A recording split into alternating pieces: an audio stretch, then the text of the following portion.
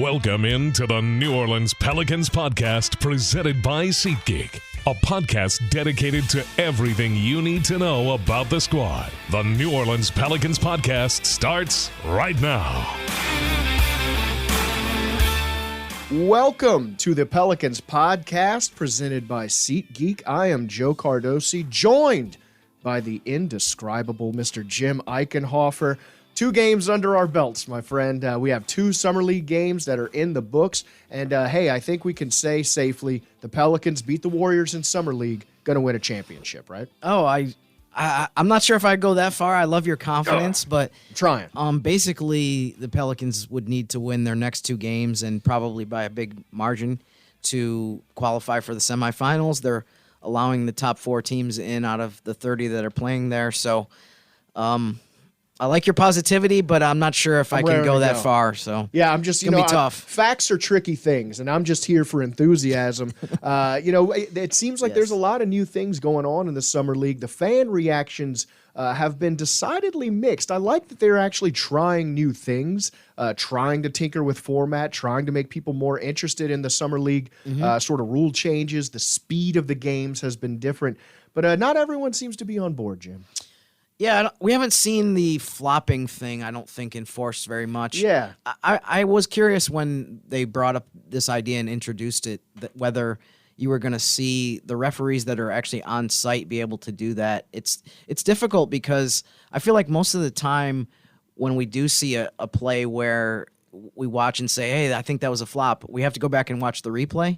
So I don't know how the referees that are, already in charge with officiating the game and trying to figure out everything that's going on, also going to be responsible for determining whether something was a flop or not. Yeah, it's difficult to referee intent, I guess. Yeah. I mean, there's just so many things that they're already looking for that I can see the flopping thing, and I think the vast majority of people are in favor of, like, let's do something about this flopping stuff.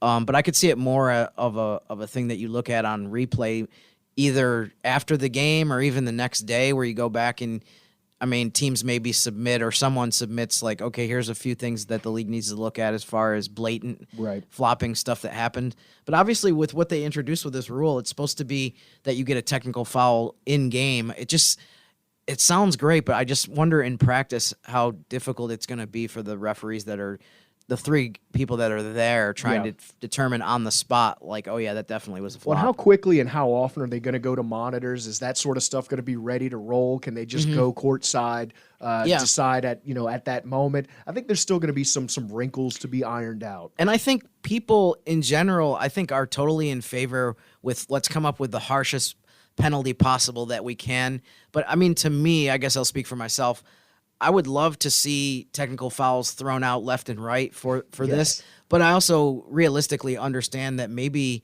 ultimately the way that this is administered is kind of, like I said, the next day this player gets a fine. Or sparingly, just to not mess with the pace of the game too much. Right. It might be the kind of thing where that's the best way to handle it, and maybe you come up with a system that's similar to the way the technical fouls is now, where if you get 16 of them, you get suspended a game. So if you get 5 flopping fouls or infractions, then you have to sit out a game, something like that. I think whatever they come up with, to me, it doesn't have to be on the spot, even though that's ideal. Whatever they come up with, as long as there's a way to harshly penalize it, I feel like we can gradually get rid of some of the stuff that drives people crazy as far as the flopping goes. Even if it's retroactive, at least to be like, we see what you're doing, and to have it enforced, I think will be nice to see. And look, the Pelicans did have some individual standouts in that Warriors game. You saw Dyson Daniels almost dropped a triple-double on Golden State. He's tied for 3rd in steals in the entire Summer League right now. So it seems like his game is expanding. Obviously, he looks a little different. And it's going to be interesting to see what he brings going forward. Yeah, I think with a lot of players, we'll start with him. The role that they play in Summer League is just different from what they're going to do when they're playing with the main team. But I think one of the things that's great, and this definitely applies to him as well as a few other guys, is the Pelicans are basically asking him to be as aggressive as possible on offense. This is not what he's going to do during the season. I mean, he's taken 32 shots in the first two Summer League games. He's known more for his defense. Right. And I'm pretty sure he's not going to average 16 shots a game when he's out there with Brandon Ingram and Zion and McCollum and all the guys that this team has. But for him to get the experience of just being aggressive, and it's about developing the mindset more of, okay, if I'm open, I'm going to shoot. Right. And then in this case, it's even more maybe I'm not totally open and I'm still going to be aggressive, just to try to expand some of your offensive game and just to try to explore some different skills and some different things that he's worked on. I think he's done a good job with that so far. We've seen the defense, though, which is no surprise. I mean, he did a lot of great stuff during the real season, and he's brought that to the table again. Like you mentioned, the steals. It seems like he's just been all over the place, and he's a step ahead of a lot of these opposing offenses in terms of he kind of anticipates where the ball's going to be, and that's, I think, part of how he ends up with some of these steals. He's a smart player, and that's what you want to see is sort of the rounding out of his skill set. If they can build that muscle and make him take the shot more automatically instead of overthinking it, trying to find the right position, I think that'll be good for him. It's not an ugly shot. It's not like his shot is broken or anything like that. It's just the focus seems to be different, and if they can work on that, sort of make him a little more well-rounded, it could bring something to this team, at least, in terms of spacing. Yeah, and I think he knows. I mean, a lot of the guards know this too, that there's going to be situations during the season where, especially on this roster, where the opposing team is throwing everyone at the top scorers. So he's going to have some open threes and some spot up attempts. 2 for 14 so far in 3-point shooting, which obviously is not great. But it's just something that he's going to have to keep working on, and it's something that's going to be important for him to be able to just knock down those opportunities, because we know they're going to come during the regular season. Yeah, especially with the gravity that Zion, Brandon Ingram, those regular players that when they're on the court are going to draw a lot of attention. Another guy we haven't seen a lot of, but it seemed to show out, Darian Sebron, 25 points, 7 rebounds, 3 assists. Good night from him. Yeah, he was really good against Golden State, and I mean, if people have kind of only slightly paid attention to so far to Summer League or casually, I think Darian's first 2 games is kind of a symbol of the way that the team's played overall. In the first game against Minnesota, he was 1 for 6 from the field and had 7 turnovers. In the game against Golden State, he was 8 for 11 from the field and only had 2 turnovers. So just a lot better performance by him. Yeah, nice rebound. And the turnovers for the team went from 31 to 15, so they cut that in half from the Timberwolves game to the Warriors game. So, yeah, he was a lot better. There was just a lot of uncharacteristic stuff from him and a lot of the players in the Minnesota game. Like I said, the turnovers was just staggering to have that many in 40 minutes. But credit to him and a lot of the players that they just played a lot cleaner game against Golden State. I think some of this, too, is you expect to some extent that there's going to be some sloppy play in Summer League just based on the fact that a lot of these guys have never played together before and are totally unfamiliar. So it was good to see them at least take a big step forward in the second game compared to the first. Well, and the Summer League pace, we've talked about it, is fast, and it seems like that might be an adjustment. These guys are, for one, trying to show out so they can get minutes and show their skill set, but also in a new format, different pace, different environment. It seems like it might be a tough adjustment. So game to game, at least to see some improvement seems to be encouraging. Yeah, it's funny because I think a lot of players that go from college to the NBA and even at the Summer League level do take note of, like, man, the game is so much faster. I think part of it is the shot clock. But a lot of Summer League is a little bit more plodding than the way New Orleans plays. For whatever reason, I mean, this has been different. They've had different head coaches over the last bunch of years. They've had different head coaches even in Summer League over the years. But the one thing that seems to be a common trend is that they do play super fast. So, like you said, that is a pretty big adjustment, especially for, I think, some of the big guys who maybe come out of college or they come from Europe and they're used to a system where maybe the offense is run through the big guys more and maybe the power forwards. Right. And it's slower, it's more methodical. But, yeah, the Summer Pelicans at least play very up and down, and they definitely push the ball. And so you got a lot of guards. You got to figure out who's going to be, the captain of the ship essentially when they're going down the court. That's part of it. It's got a lot of eyes to a lot of people to get eyes on here. And it seems like Jordan Hawkins, he showed out a little bit. 16 points, 5 assists, 2 steals. I know he was one of the guys you wanted to keep an eye on. And obviously a lot of Pelicans fans want to keep an eye on the newest addition to the team, a floor spacer, brings something we desperately need. And it looks like his confidence is great. Yeah, I mean, I think Dyson Daniels is definitely near the top of the list of stories so far from the first two games. Right. But, I mean, you could argue that Jordan Hawkins is the most significant because, everyone wanted to see what his adjustment was going to be from college to the NBA.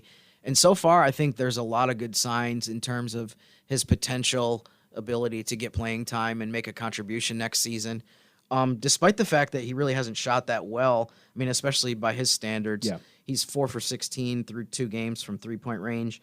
And even more shockingly, he's 2 for 8 on free throws, which is just bizarre. Right. Because he shot 88% from the free throw line in his 2 seasons. He's got to be farther UConn. out to feel comfortable. Yeah, maybe that's what it is. Maybe. Yeah. I mean, he had no problem with it during the 2 years that he played for UConn, Right. including their national championship year. And he hasn't made threes. He's had a bunch of shots rattle in and out. But I think the biggest thing that I've taken away from watching these 2 games is his versatility on offense. It's not like he's only relying on 3-point shots. And obviously, he's had 2 double-figure games in a row, even though he's only made 4 out of 16 threes, like I said. So obviously, he's doing others. And he's not adding to his scoring from the free throw line either. So he's doing a lot of other stuff. He's had some really nice reverse layups. He's done a bunch of stuff off the dribble. He's not just a spot-up shooter where he's going to just stand out there and do nothing else like Right. some of the guys in the NBA. You look at them as just specialists. And they're easy to predict. They're easy to defend. Right. It makes Jordan a little harder to get a man on. And you know what I love about him is he's very mature. He's very smart. He's another cerebral player. The Pelicans seem to value that. And his confidence doesn't seem to get shaken when he is in those droughts. And to be able to play ugly and still fill up the scoreboard, it's nice to see. And after the first game, I think it was Will Guillory mentioned to Jordan Hawkins out there in Vegas that, a lot of rookies, new players are hesitant because they have to kind of feel their way through things. They don't want to step on too many toes and, just fire up a bunch of shots. And he was like, you don't seem to have a problem with that at all. And Jordan said this, responded basically like, no, I'm not going to hesitate at all. I understand that the reason they drafted me 14 was because they know I'm an elite shooter. So Right. he had no problem whatsoever going out there and confidently shooting as much as he could. But like you said, he did other stuff to contribute. And that was one thing that Casey Hill talked about after the win against Golden State, just some of the other ways that Jordan was able to make a difference on the court. It's good. I thought it was good. Obviously the ball didn't fall quite as much as we would have liked, but I thought he showed his pace. He showed that he's not just a shooter. He can get downhill. He had a couple nice finishes. And then once that 3-point shot starts to fall a little bit more consistently and the free throw, he's going to be fine. I thought he was good. It was a good getting your feet wet type of game for him. He had a couple open looks. From an execution perspective, we could be a little bit better. I know, there are a lot of illegal screens called just on the actions we were trying to run for him. Right. And that's frustrating for him. And we'll clean that up. We'll get better at that. But I thought from an execution standpoint, getting the shots was the first step. So that was Casey Hill talking about some of the adjustments that Jordan Hawkins has had to make, including, he mentioned the physicality is definitely at a little bit higher level. Obviously, you have bigger players in the NBA compared to college. You have more athleticism and that kind of thing. So it's going to take a second for a lot of new players to get used to that. But I don't think he's really had much of an issue whatsoever, looking like he belongs. He definitely seems like a guy in Summer League that can average, 20 a game, 25 a game. If he gets hot, he probably would have already done that if he wasn't, just uncharacteristically struggling to make threes and free throws so far. So, yeah, he's going through the process of getting acclimated, but I think it's been the vast majority of what he's shown on the court has been a positive sign. And I think a lot of his confidence will come from the patience that the coaches are giving him. They understand that he's going to have the yips every now and then. He's not going to come out firing on all cylinders all the time. And for them to see sort of the other contributions he's making, recognize that, easing him in, it seems like it'll be good for his confidence, but it's not a thing that he lacks in. As we've talked about, he's a mature guy, and it seems like he understands his strengths and weaknesses. And Casey Hill was talking about other players, and one of the guys we've obviously talked about on here, Dyson Daniels. Again, we know that he's going to contribute on defense. We know he's bulked up, and they want him to sort of open up his arsenal. They want to see him as also an offensive threat, and it seems like Casey Hill's given him that leverage as well. Yeah, I think confidence is a good way to describe it as far as what the coaching staff is trying to instill in Dyson to not worry about it. If you miss 5-6 shots in a row from three, just take another one. It doesn't matter, especially in Summer League. It's just about getting those reps up and just getting the experience. So that's something that Casey Hill talks about here in terms of what the message is for Dyson and also just the importance of these games right now in Las Vegas for him. There were some things, obviously, he needs to continue to get better at, but I thought from a thrust standpoint, he was vocal, he was talkative, and that stuff is what we're looking for. It's still not what we want it to be, but we saw some progress tonight, which I liked, and we'll continue to work on that. Again, it's interesting to see sort of the leverage and the rope that they allow some of these players to work on their specific skill sets in Summer League. And that's why this is fun. I like the pace. I like the coach's mentality when it comes to letting these players play. And, across the league, I think you're going to see a lot of adjustment. Wemby didn't have a great first game, for example. You're going to see him, sort of ease into the speed and the pace of American basketball. You're going to see a lot of players sort of figuring out their strengths and weaknesses in this way. And it's sort of a trial by fire with the pace of this. Yeah, and I think one of the things that the Pelicans in particular have to adjust to as well on the defensive end is just being a little quicker to the ball, and they've given up so many free throws in these first couple games. I feel like we've had a marathon performance both times that they've been on the floor. I mean, you look at Summer League and you say one of the things that's nice about it is it's 40 minutes instead of the 48 that you play in a normal NBA game. So you figure these games are going to be over an hour and 45 minutes. No, definitely not even going to top 2 hours, but so far we haven't been very fortunate on that. Yeah. And I think a lot of that just goes to that there's been just a million free throws taken. So that's one thing that they're going to have to improve upon, besides cutting down the turnovers, is just not fouling so much. And I guess one thing that's fortunate is you are allowed 10 fouls per player. So you don't foul out until you get your 10th foul. So that's helpful, but you still don't really want to pick up, say, 6 fouls in 20 minutes the way it has happened to a couple guys already so far. Yeah, and that almost broke my mind when they were calling everything and the time difference between Las Vegas and here. We've been up late sort of dealing with these fouls. And if they are going to foul constantly, maybe try not blowing the whistle. Let them play. I'm just saying, some of us got to go to sleep. But yeah, it's interesting as high energy and fast pace as it's supposed to be. It seems like the fouls have really put a damper on the pace of the games here. Yeah, and I think some of that is just being being kind of a step behind defensively, just not being ready. It seemed like last night the game against Golden State was kind of like a charge competition too. Like who can draw the most charges, who can stand underneath the basket. And I'm not one of these people that is behind the recent push to say let's eliminate the charges, because I feel like the offensive players will be totally out of control if you tell them that they can't be called for a charging foul. That's a whole other rant for a different day. Right. But not either way. I mean, it was kind of a lot of ugly basketball last night where there would be offensive players that were out of control, and as more guys drove the ball without a total idea of where they were going, it seemed like both teams knew, okay, we have a better chance to draw charges. So it kind of snowballed on itself, and then all of a sudden you have what looks like kind of a rugby match in the paint. So I think that was a big part of it too, was how there were so many fouls last night called. And some of those charges, it seemed like their feet weren't quite set. I don't know. It just seemed like they were a little crazy with the charging. And, as we go forward, you got to talk about Brandon Ingram playing USA basketball right now. He's getting his own sort of a summer league, I guess you could say. He's getting his own reps there. How important do you think that's going to be going forward? Yeah, I think it's going to help him. And there was one thing that David Griffin said in Friday's streaming broadcast with Gus and Aaron out there in Las Vegas, was that he thinks it's going to help him as far as catapulting him and springboarding him into the regular season. The FIBA World Cup is at the end of August and the beginning of September.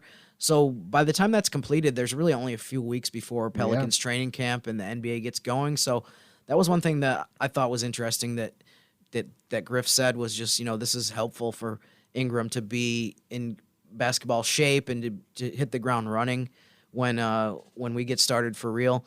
It was funny, by the way, random note, last night, Jose Alvarado was interviewed during the broadcast on ESPN2, and he was talking about how they asked him, like, when are we going to see you on the court again next? And he said he had it down to the date. He said August 7th, Puerto Rico versus USA.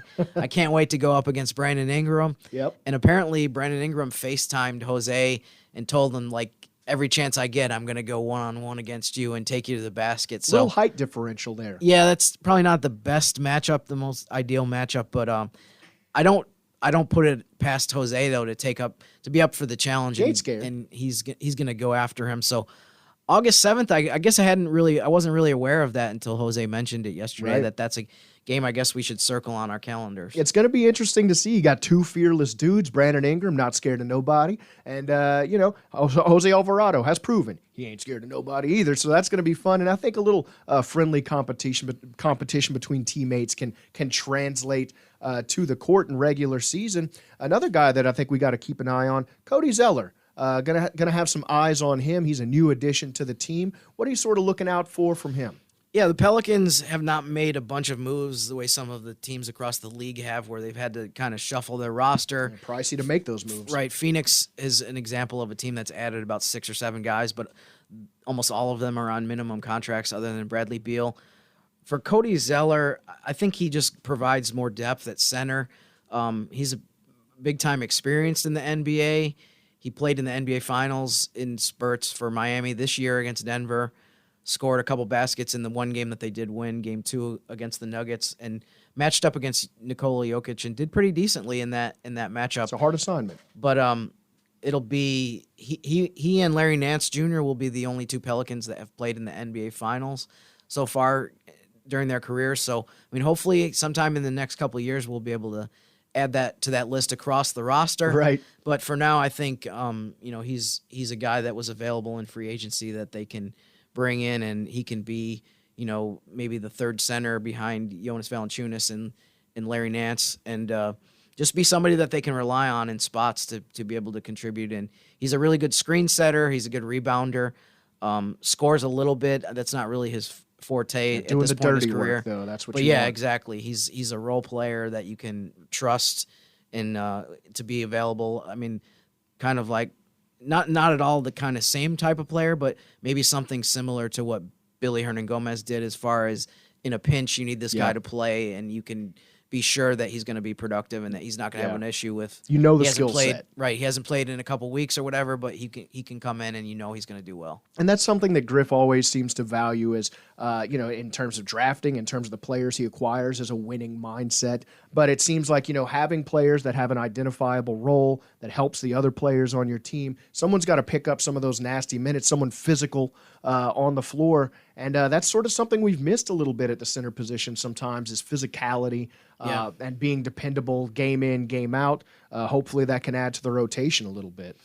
Yeah, I think he's been known as a guy who's pretty consistent throughout his entire career, that what you're gonna get from him, and maybe even more to the point, I think he knows what his strengths are. He's not going to go outside the box as far as he's not going to go out there and start jacking up 3-pointers or start trying to take people off the dribble. I think he knows what his offensive role is, and it's very contained to playing around the basket. He's got a mid-range shot that he brings out once in a while, but for the most part, he's just kind of that gritty guy that can eat up minutes and can contribute in some different ways, and more of what you expect from the traditional big guys. Right. So, I mean, look, we're getting some eyes on some new people here. Anything else you're looking forward to seeing? Anyone else you're sort of looking to show something as we go forward in this summer league? And it seems like everyone's trying to show out something. Yeah, I think EJ Liddell, we're going to continue to monitor his progress. Obviously, he was out for almost a full 365 days between his ACL injury in Summer League last year and what he's done so far this year. He's been on a minute restriction and only played about 20 minutes in each of the first 2 games. One of the things that Casey Hill mentioned that I thought was interesting, too, about EJ is the way Summer League, the style of play, a lot of times it's not conducive to some of the big guys, the power forwards or the centers getting the ball. So he hasn't really been heavily involved in the offense so far. I do think that that's something that Casey noted that they might try to do more of, is try to involve him and making sure that he's getting more touches. But the big theme for him for EJ has just been patience, as far as not only the patience that the team has with him as far as him making progress, but Casey talked about, EJ needs to be patient with himself and not realize that it's not going to come immediately. It's not going to, everything's not going to happen overnight. So he's probably one of the other players that we have an eye on. Carlo Makovic is another player that obviously was drafted by the Pelicans last year in the second round. He's had kind of a struggle so far. Just the foul trouble stuff that I mentioned. He's had a lot of moving screens, and that's been an issue so far. But we're going to hope to see him close out the last few games of Summer League strong. And we mentioned Darian Sebron. Just for him to follow up what he did in the second game was so much better than the way he played in the first game. Well, so many of these names that you're mentioning are guys that we've known are on the team, but haven't really gotten eyes on, haven't really gotten to see most fans. And it's going to be interesting to see how they fit in rotationally. Still a lot of narratives that are going to be flushed out in Summer League. It's going to be exciting to see. As we've talked about, Summer League has a lot of interesting storylines, a lot of new things thrown in. One of them is the in-season tournament. And, I say that, and I saw your eye twitch. Your fists started clenching. It seems like some people are sort of mixed about the tournament aspect of this. But do you have a gym rant maybe brewing inside of you? Yes, I think I might, Joe. Oh!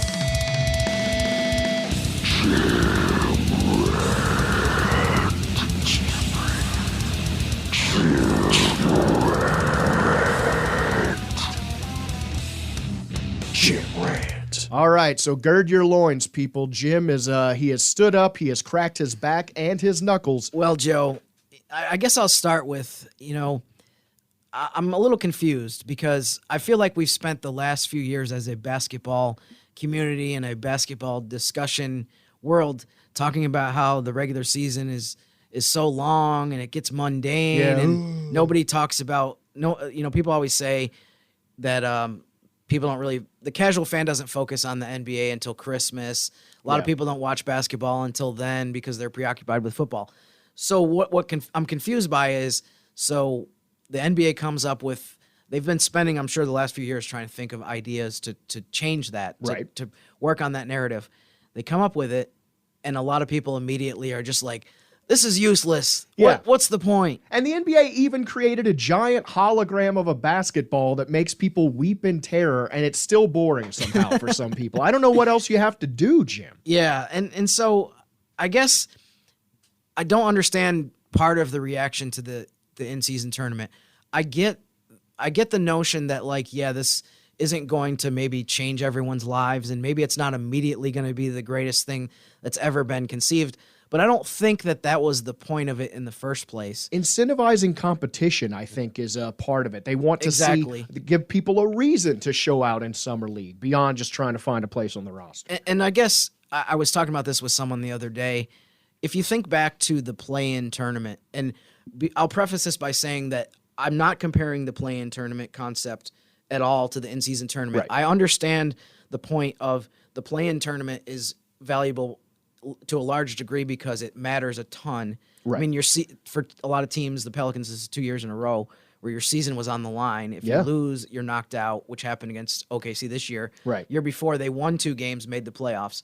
So the value of that is unmistakable. I'm not comparing it to the in-season tournament. There's personal value. However, the one comparison that I will make is that I think when the NBA introduced the play-in tournament, there was also tons of negative initial reaction where people said, I don't understand this. What's the point? I mean, people grousing about change? No. And then when it got implemented, everybody was like, this is amazing. And I honestly think it's the best idea that the NBA has introduced in the last bunch of years. At least the NBA's trying stuff. So many other sports leagues just let it stay pat. And to see the NBA innovating should be something to be celebrated. Not everything's going to stick, but at least they're trying stuff. And the play-in tournament, to me, was implemented to address a specific problem, which was that the end of the regular season was starting to become a little bit of a joke in terms of there were too many teams that were out of the race that were treating it like, who cares? We don't mind if we lose a bunch of games. Stay healthy. And that was affecting the playoff race because if you were in 9th place and you needed the 8th place team to lose, but they're playing against a team that has a bunch of people that are barely better basketball players than you and me out there. Right. They're going to lose. And so it was affecting that part of it way too much. I think the play-in tournament has successfully reduced the number of teams that are just wasting everyone's time the last couple weeks of the season. There's still teams that are quote unquote tanking and, not trying.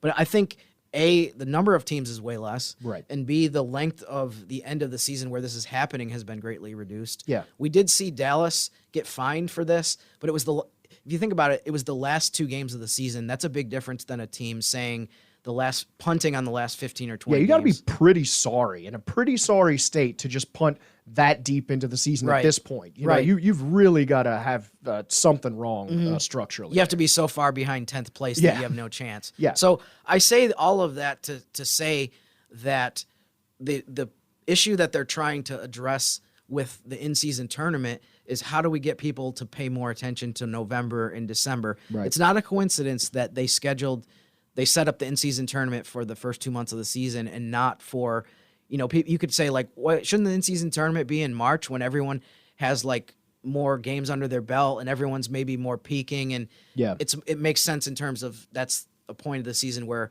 it would be the most competitive.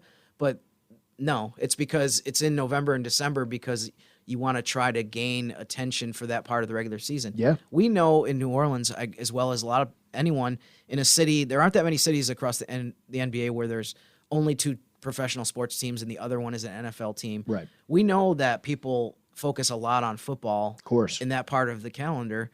So, I mean, to me, that's a huge part of it. Is just how do you make the beginning part of the season more something that people will be interested in? I understand the people who say like, I'm still not really going to care that much because it doesn't matter compared to winning a championship. Some of those people just might never care. It doesn't matter what you do. Right. But I do think that we are going to see, not to the same degree, but I do think we're going to see a lot of people in November and December who are very resistant to this idea or just didn't like it or thought it was dumb. When they see it played out for the first time, they're going to be like, you know what? This was better than I thought it was going to be, or at least say like, well, I still didn't really like it, but I think I'm willing to give it a chance and I understand the concept more. So basically to kind of summarize my take on this is I feel like you basically have 2 options if you have an issue in a sports league. And the issue here is, like I said, you want more people to pay attention at the beginning of an 82-game season. You can either A, do nothing, or B, you can try to come up with ideas, and you know that there's going to be people that don't like those ideas. But I think to some degree you have a responsibility if you're marketing a sports league or you're trying to get more people to pay attention to try different ideas. And so I think to the NBA's credit, I think I like the concept of that. And it kind of just some of the reaction kind of reminds me of the reaction that people have to something that they don't like whatsoever. It's like people complain about the regular season being too long, and it's like, what? I don't understand what you're complaining about. Like, if you already thought it was too long and didn't want to be part of it, like tweaking it doesn't seem like, it's not like you're messing with something sacred to people.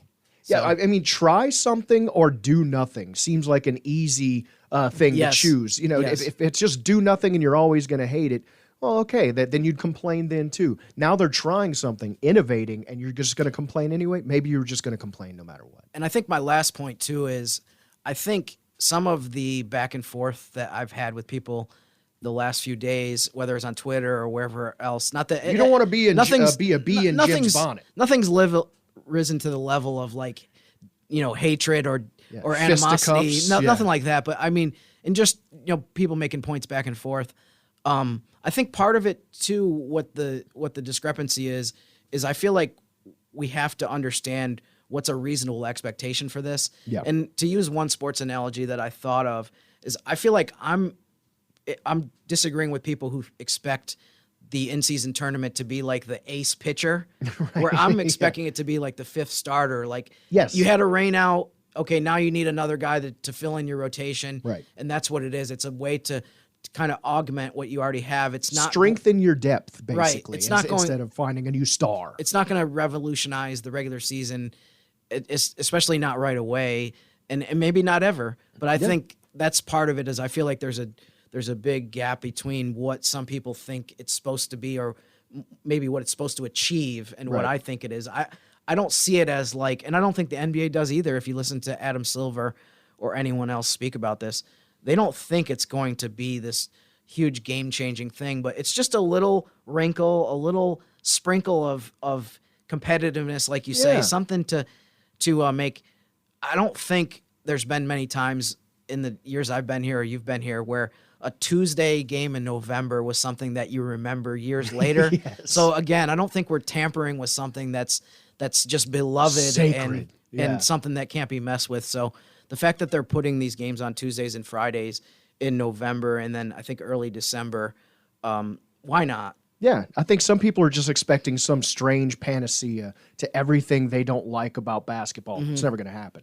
Right. I just love to see innovation in a sports league. There are too many sports leagues where they're just standing pat. There's not a lot of innovation. I'm proud to be part of one that they're at least trying things and seeing what the fan input might be. Some of those people are just never going to have anything constructive to say. But if you see the players adjusting, the coaches adjusting, the way the games are called starting to be adjusted by these little tweaks, and that can carry over into the regular season, I think in a few months you'll see people going, oh, I'm glad they did that. Yeah. Some of those same people. Yeah, I think we've changed some minds here today, Joe. I think so. I think if you poll people after they listen to this show, I think maybe we've pushed the meter a little bit in the direction maybe of the in-season tournament. I think a Jim rant will always scare people into changing their minds. You know, you never want to mess with Jim, but that's what we're due here. We'll bully you into compliance because Jim is always correct. Jim, you know, there's so much to look forward to. I continue to look forward to some of these players showing out, some of the team chemistry sort of coming together, and Summer League will roll on, my friend. Yes, indeed. Tuesday night, 7 o'clock against Phoenix. We will have another streaming broadcast on Pelicans.com and the Pelicans app. I believe that game is on ESPN too. I'll have to double check that. And then the game Thursday is at 6:30 against Charlotte. Same details as far as our broadcast. Right. And then we'll have to find out. They're definitely guaranteed to play a fifth game, but we'll have to wait to get the details on that. Yeah. I think we probably won't know until Thursday or Friday in terms of when the fifth game is. Obviously, I mentioned earlier that the only way that they can qualify for the semis and be in that top four, I think, is if they finish 3-1. They're going to need to win against the Suns and the Hornets in these last two games and then get an infinite amount of luck in terms of the tiebreakers and the point differentials and all kinds of other stuff. Covered in rabbit's feet right now. It's my whole belt today, so let's hope that does it. It's going to be interesting going forward. I like the format tinkering. I like the incentives, and hopefully we'll see some good basketball coming up, Jim. So tune in on Friday. We will have another little wrap-up for you, more info your way, and it's going to be interesting to see how this shakes out. Thanks, as always, to Mr. Jim Eichenhofer, the man with all the info. Thank you for listening to the Pelicans Podcast. Continue to do so. Tell your friends and pals, even strangers at the bus stop, if you feel like it. We will talk to you once again on Friday, and until then, go Pels! Thanks for listening to the New Orleans Pelicans Podcast, presented by SeatGeek. Join us 3 times per week on Pelicans.com, the Pelicans mobile app, or you can subscribe to the podcast on iTunes. We'll see you next time right here on the New Orleans Pelicans Podcast, presented by SeatGeek.